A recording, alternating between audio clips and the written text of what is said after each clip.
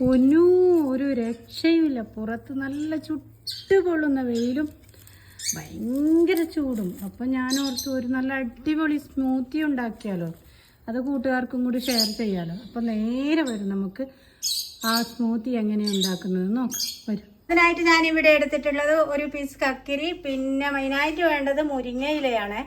നല്ല ഫ്രഷ് മുരിങ്ങയില, കറിവേപ്പിൻ്റെ ഇല, കാന്താരി, ഒരു അഞ്ചാറ് കാന്താരി, ഒരു പീസ് ഇഞ്ചി, ആവശ്യത്തിന് ഉപ്പ്, ആവശ്യത്തിന് നല്ല തേര്, നല്ല പുളിയുള്ള തേര്, നാടൻ തേര്.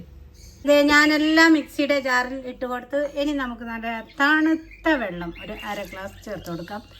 എന്നിട്ട് ഇതെല്ലാം നല്ലപോലെ അടിച്ചെടുത്തിട്ട് വരാം.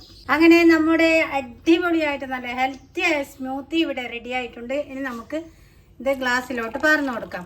ഒന്നും അരിച്ച് കളയണ്ട, എല്ലാം ഒന്നും പുറത്തേക്ക് പോകാനൊന്നും ഇല്ല, എല്ലാം അകത്തോട്ട് പോകേണ്ട